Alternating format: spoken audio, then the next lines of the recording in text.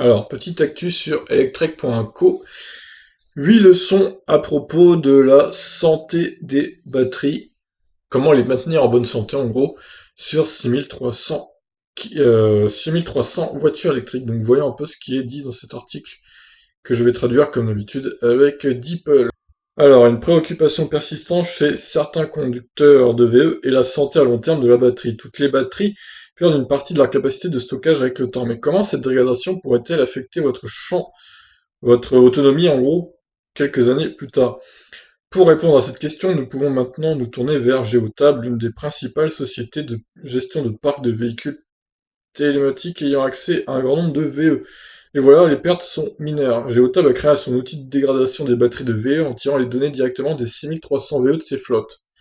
Ce qui est super cool, c'est la nature interactive de l'outil qui permet aux utilisateurs d'effectuer un zoom avant sur 21 modèles électriques spécifiques. Vous pouvez même utiliser l'outil pour découper les données en tranches et en dés pour vous-même. Alors, ouais, la traduction est un peu bizarre. En juin 2018, Geotab a fait l'acquisition de Fleet Karma, un précurseur dans le soutien technologique de l'utilisation des VE dans les flottes. Voici un bref aperçu de ce que les données ont pu révéler. Si les taux de dégradation actuels sont maintenus, la grande majorité des batteries dureront plus longtemps que la durée de vie utile du véhicule. La baisse moyenne de stockage d'énergie est de 2,3% par an. Pour un véhicule électrique de 150 miles, vous risquez de perdre 17 miles d'autonomie accessible après 5 ans. Alors on va transformer ça en kilomètres. Alors 150 miles en kilomètres, ça nous donne... merde, 1,6. Alors ça fait 240 km d'autonomie du coup. Et 17 par 1,6, ça nous fait 27 km. Ok. Donc selon eux, on perdrait 27 km seulement tous les 5 ans. Bon. Pour une voiture qui a 240 km d'autonomie, en gros. Les batteries des VE déclinent de façon non linéaire. Il y a une baisse précoce, mais le taux à la baisse ralentit au cours des années suivantes. Oui, en gros, au bout de 2-3 ans, ça chute pas mal, mais la baisse se ralentit, donc ça devient beaucoup moins gros au niveau perte. Les batteries des VE déclinent de façon... Bon, ça c'est bon. Les batteries refroidies par liquide diminuent plus lentement que les packs refroidis par air. Geotab a constaté qu'une Tesla 2015 Model S à refroidissement liquide avait un taux de dégradation annuel moyen de 2,3% contre 4,2% pour une Nissan Leaf 2015 à refroidissement par air. Ah bah ça c'est clair, le refroidissement par eau, enfin liquide du moins, c'est clairement plus efficace qu'un refroidissement par air. C'est bien pour ça d'ailleurs que les Nissan Leaf tiennent bien moins leur batterie que les autres voitures électriques. Les véhicules alimentés par batterie qui ont de plus gros tampons de charge s'en tirent mieux. En d'autres termes, certains constructeurs automobiles utilisent un pourcentage plus faible de la capacité de batterie, ce qui réduit l'autonomie utile. Ah oui, d'accord.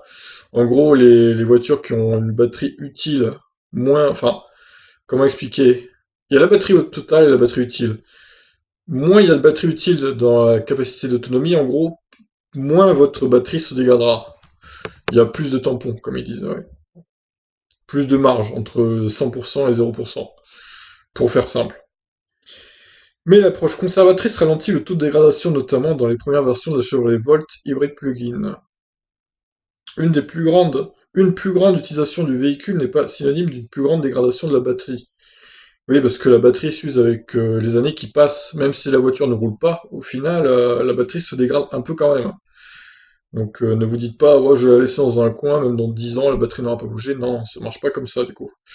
Les véhicules conduits à des températures chaudes montrent une détérioration plus rapide de l'état de la batterie. Ah oui, alors ça, il y a eu un exemple des Nissan Leaf, je crois, au Texas, il y a quelques années, 7 ou 8 ans, je pense, qui avaient perdu au moins plus de la moitié de l'autonomie en 2 ans ou 3 ans. C'était du délire. Encore une fois, à cause du fait qu'elles n'ont pas de refroidissement liquide, les Leaf. Donc, plus il va faire très très chaud, et si la voiture dort dehors, en plus, c'est encore pire.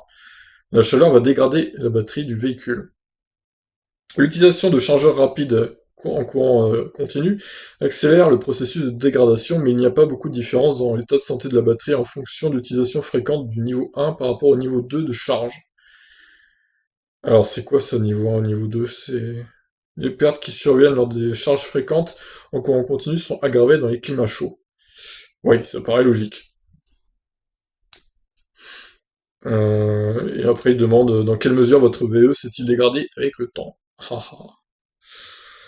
Bon, après, le Kona, moi, personnellement, il est trop récent, il a même pas un an. Bon, bientôt, dans quelques jours, il aura un an. Mais pour le coup, je peux pas te dire si c'est vraiment l'autonomie s'est dégradée ou pas.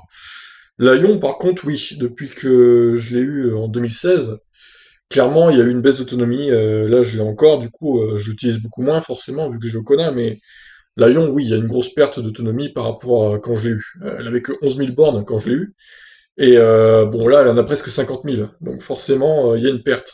Et surtout, 3 ans ont passé depuis que je l'ai, donc forcément, c'est pas, les batteries ne sont pas indestructibles non plus. Mais bon, elle peut encore faire au moins 90 km l'été, je pense, et 80-85 l'hiver, donc c'est pas dégueulasse. Pour une voiture qui a 8 ans, on le rappelle quand même, c'est pas mal, c'est pas si mal.